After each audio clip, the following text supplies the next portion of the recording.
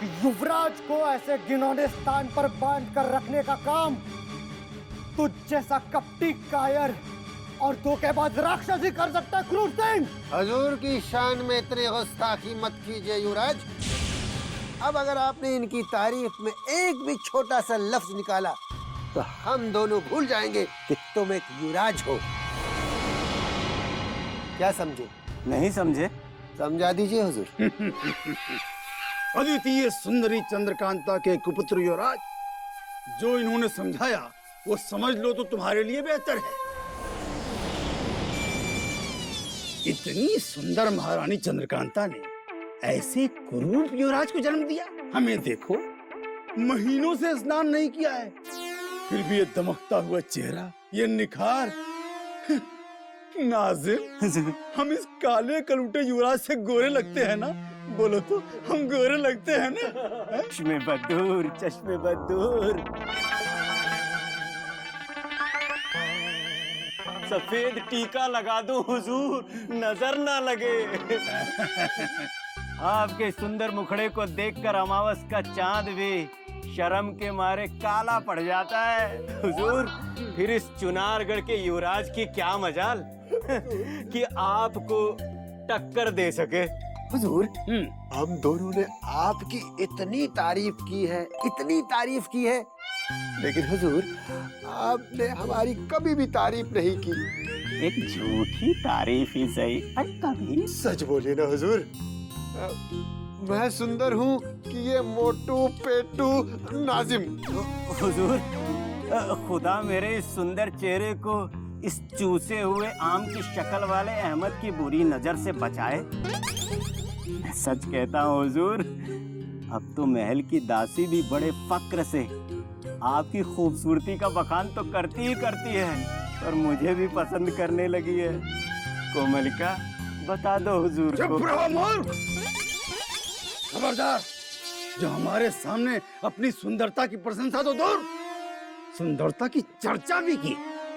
क्या तुम जानते नहीं कि संसार में सबसे अधिक सुंदर, इकलौते, अद्वितीय महायोद्धा हम हैं, हम हैं, हम हैं। अब ठीक कह रहे हैं हुजूर। युवराज आनंद को तो आप बंदी बना ही चुके हैं। अब आप सरलता से चुनारगढ़ के सिंहासन पर कब्जा कर सकते हैं।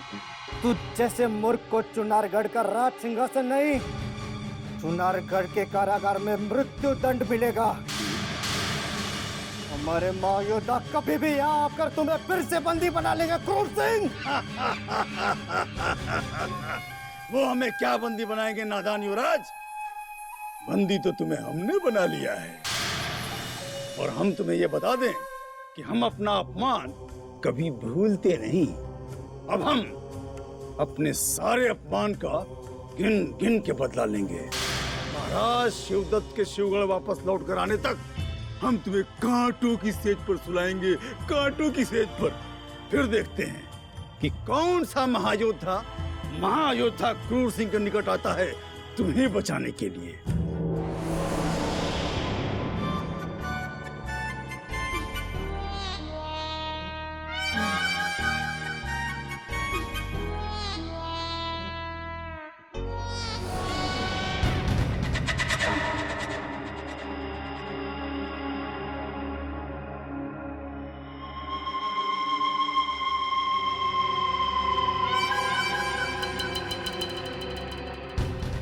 राम भवानी सिंह। भवानी सिंह? सदा भवानी सिंह जी कहकर प्रणाम करने वाले क्रूर सिंह को अचानक ये क्या हो गया? और आज इसके तेवर इतने बदले बदले क्यों दिख रहे हैं? क्या बात है भवानी सिंह, आज बड़े चिंतित और खोए खोए से दिखाई दे रहे हैं। कोई कष्ट है तो हमें बताइए, हम आपके समस्त कष्ट तत्काल दूर कर सकते हैं। तुम हमारे समस्त कष्टों को दूर करोगे, ऐसा सोचने का भी साहस तुमने कैसे किया क्रूर सिंह? क्या तुम भूल गए कि ना तो तुम हमसे ओहदे में बड़े हो और ना ही शक्ति में अधिक हो? ऐसा आप इसलिए कह रहे हैं भवानी सिंह, क्योंकि आप नहीं जानते कि निकट भविष्य में हमारा ओहदा केवल आपसे ही नहीं, बल्कि शिवगढ़ के समस्त योद्धाओं और महायोद्धाओं से अधिक ऊंचा होने वाला है। क्या तुम भूल गए क्रूर सिंह? शिवगढ़ में तुम्हारी स्थिति सिर्फ एक शरणार्थी की है, इससे अधिक और कुछ नहीं। और फिर क्या सोचकर तुमने ये कह दिया कि तुम्हें कोई उच्च ओहदा प्राप्त होने वाला है? ये हम आपको अभी नहीं बता सकते। ये भेद हम तब खोलेंगे जब महाराज शिवदत्त संभलपुर से लौटकर वापस शिवगढ़ के इस पवित्र मंदिर जैसे महल में प्रवेश करेंगे। महाराज शिवदत्त के लौट कर आने के पश्चात ऐसा क्या हो जाएगा क्रूर सिंह, और तुम्हें उनसे क्या कार्य आ गया?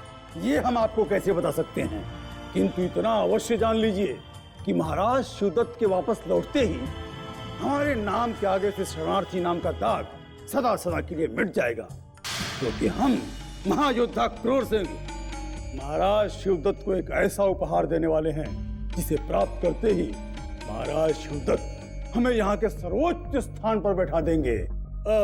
वैसे हम बहुत व्यस्त हैं, अभी समय नहीं है, बाद में बात करते हैं।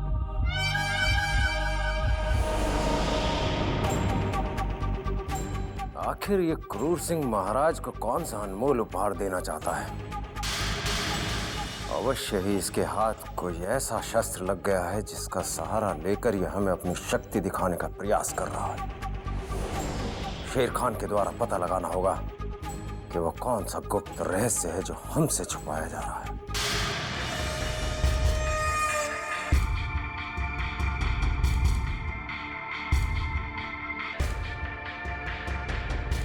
आदाब हुजूर, मैं और मेरे शातिर जासूसों ने क्रूर सिंह की खुफिया जांच कर ली है, लेकिन हमें कोई ऐसा राज नहीं मिला जो आपसे छुपाया जा सकता है।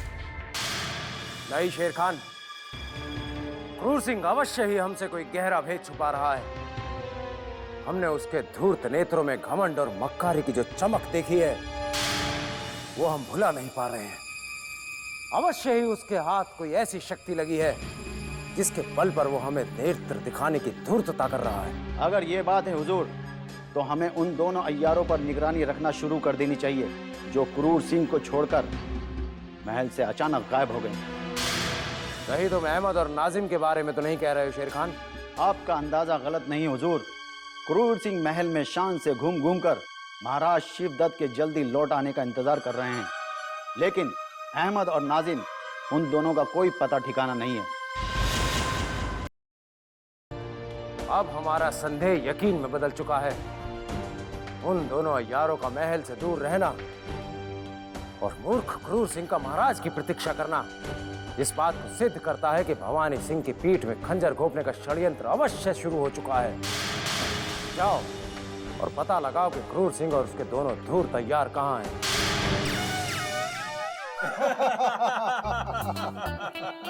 नाजिम, अहमद, हमने जिंदगी में पहली बार अपने दम पर किसी को अगवा करके बंदी बना लिया है। हमारी किस्मत का सितारा कितना बुलंद है कि पहला ही हाथ हमने एक युवराज पे मारा।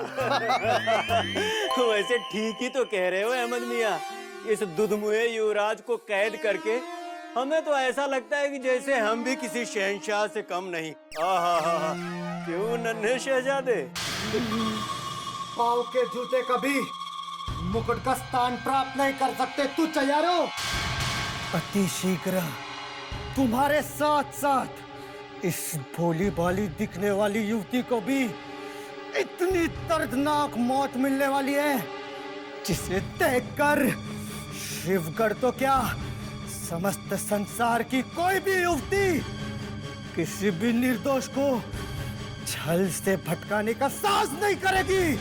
तुम्हारी हताशा पर कोमलिका को तुम पर बहुत तरस आ रहा है, लेकिन मैं तुम्हारी सहायता नहीं कर सकती क्योंकि तुम्हारी सांसों पर मेरे हुजूर क्रूर सिंह का अधिकार हो गया है। वो तो हो गया है कोमलिका। हुजूर, आप इतनी जल्दी अचानक वापस शिवगढ़ से लौट आए, क्यों हुजूर? हो, लगता है महाराज शिवदत्त संबलपुर से वापस आ गए हैं, इसीलिए आप युवराज को लेने आए हैं। नहीं अहमद, महाराज तो अभी शिवगढ़ से वापस नहीं आए, परंतु हाँ, भवानी सिंह को हमसे जलन अवश्य हो गई है, क्योंकि वो नहीं चाहता कि शिवगढ़ में हमारा मान सम्मान उससे अधिक हो। इसीलिए हमारा भेद जानने के लिए उसने तुम दोनों पर अपने गुप्तचर लगा दिए हैं। अच्छा हुजूर, भवानी सिंह की ये मजाल, लगता है उसके भी बुरे दिन आ ही गए जो उसने आप पर नहीं अहमद और नाजिम पर नजर रखने की हिम्मत की है। हुजूर, अगर आपका हुक्म हो तो हम दोनों जाकर दो हाथ करके आ जाए ताकि हम दोनों पर नजर रखने की हिम्मत न करें। नहीं हमारे वीर अंगरक्षकों, ये तुच्छ कार्य तुम्हारे योग्य नहीं है, इसीलिए ये कार्य हम कोमलिका को सौंप रहे हैं। अब मैं समझ गई हूँ हुजूर। अब मुझे महायोद्धा भवानी सिंह पर अपनी गुप्त निगाहें जमानी होंगी। समझदार हो तुम। निगाहें जमाने के अलावा तुम्हें शेर खान पर भी नजर रखनी होगी ताकि तुम ये पता लगा सको कि वो हमारे शूरवीरों को शिवगढ़ में क्यों ढूंढ रहा है, आखिर वो हमसे चाहता क्या है।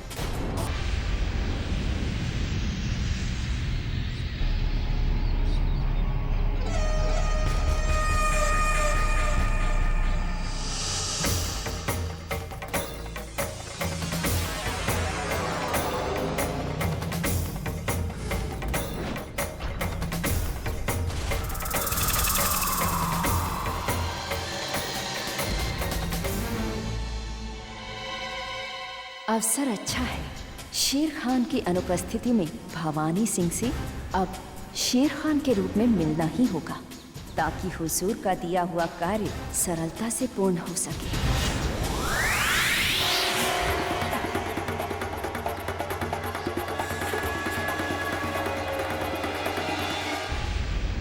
हुजूर, हुजूर, अहमद और नाजिम का पता चल गया है। हमें तुमसे यही उम्मीद थी शेर खान। शीघ्र बताओ, वो दोनों तुच्छ अय्यार कहाँ हैं और महल से दूर रहकर क्या षड्यंत्र कर रहे हैं? साजिश तो बहुत गहरी लगती है हुजूर, क्योंकि उन दोनों को भी महाबली बद्रीनाथ ने अपने साथ मिला लिया है। ये तुम क्या कह रहे हो शेर खान? भला महाबली बद्रीनाथ उन तुच्छ अय्यारों की सहायता क्यों लेंगे? सिर्फ वो दोनों ही नहीं, बल्कि एहसान फरामोश क्रूर सिंह ने भी महाबली बद्रीनाथ से हाथ मिला लिया है और महाबली बद्रीनाथ अब उनके साथ मिलकर युवराज इंद्रजीत सिंह की हिफाजत करने में लग गए हैं।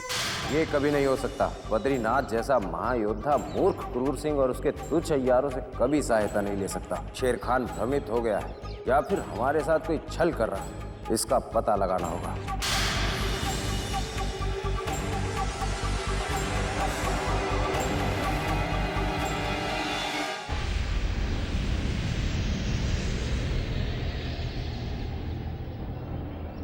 मैंने जो कुछ भी कहा है वो बिल्कुल सच है हुजूर। फिर आप मुझे शक की निगाहों से क्यों देख रहे हैं? हम तुम्हें कहाँ शक की निगाहों से देख रहे हैं शेर खान? एक तुम ही तो हो पूरे शिवगढ़ में जो हमारे सबसे अधिक वफादार हो। हम तो सिर्फ ये सोच रहे थे कि महाबली बद्रीनाथ का कितना बुरा समय आरंभ हो चुका है कि उन्हें क्रूर सिंह जैसे धूर्त की सहायता लेनी पड़ रही है। अब आप आगे आगे देखिए हुजूर, आपसे मुकाबला करने और युवराज इंद्रजीत सिंह को बचाने के लिए महाबली बद्रीनाथ किस किस की मदद लेने के लिए मजबूर होते हैं, लेकिन आप उस एहसान फरामोश क्रूर सिंह और उसके अय्यारों को क्या सजा देंगे जिन्होंने महाबली बद्रीनाथ से मिलकर आपको धोखा दिया है?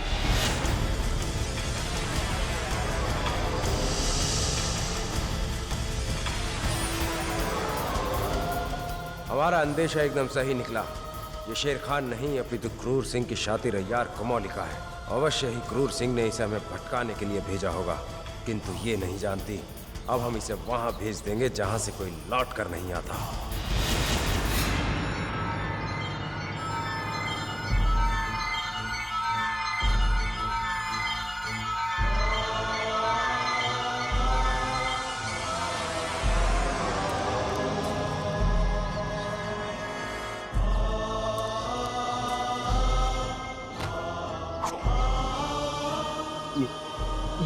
ये आप क्या कर रहे हैं हुजूर? भवानी सिंह से छल?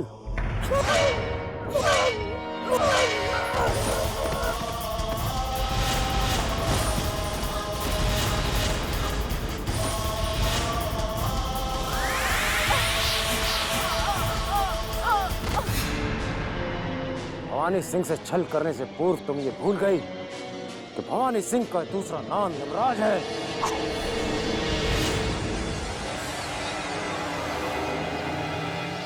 ज्योतिर्गमय असतो मा सद्गमय मृत्योर्मामृतं गमय तमसो मा ज्यो।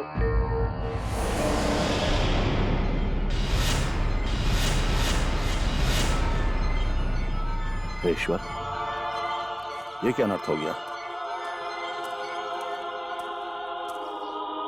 ऐसा प्रतीत होता है किसी ने इसकी हत्या कर दी है।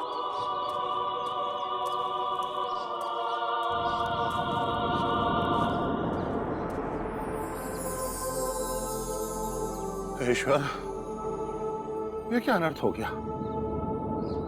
ये शव तो शिवगढ़ की युवती कोमलिका का है। अवश्य किसी ने इसकी हत्या की है। मुझे ऐसा प्रतीत होता है कि शिवगढ़ में मृत्यु का तांडव प्रारंभ हो जाएगा और शिवगढ़ के लोग एक दूसरे के रक्त के प्यासे हो जाएंगे। यदि ये लड़ाई और भड़की तो चुनारगढ़ के युवराज इंद्रजीत के प्राण पुनः संकट में पड़ जाएंगे। चुनारगढ़ के महाराज वीरेंद्र सिंह युद्ध का उद्घोष कर देंगे। मुझे इस महाविनाश को रोकना होगा।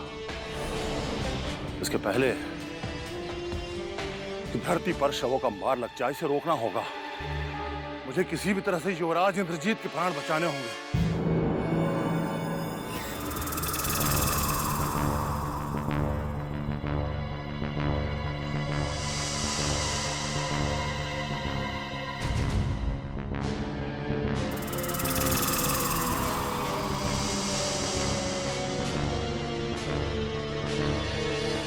युवराज की जय हो।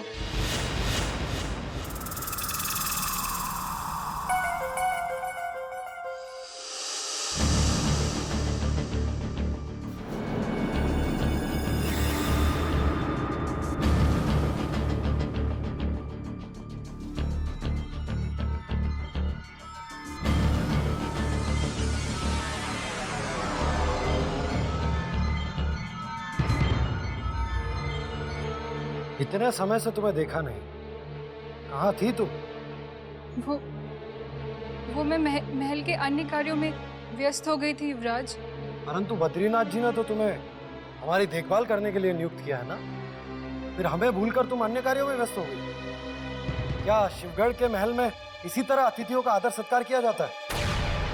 हमारे यहाँ तो अतिथियों को भगवान माना जाता है। वो बात यह है युवराज की बद्रीनाथ जी ने मुझे एक अहम कार्य करने के लिए महल के बाहर भेज दिया था। इसीलिए मुझे आपकी सेवा में आने के लिए कुछ विलंब हो गया युवराज।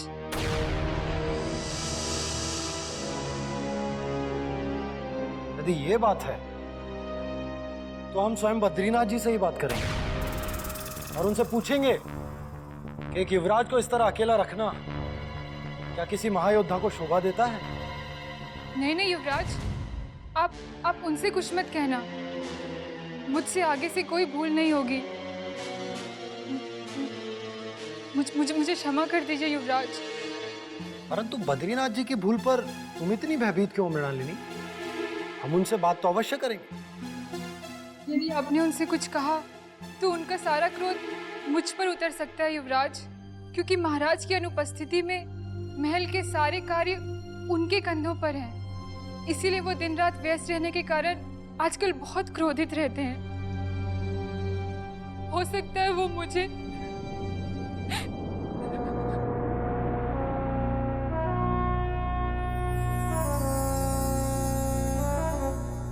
ठीक है, परंतु आगे से ध्यान रहे और हम शीघ्र ही बद्रीनाथ जी से मुलाकात करना चाहते हैं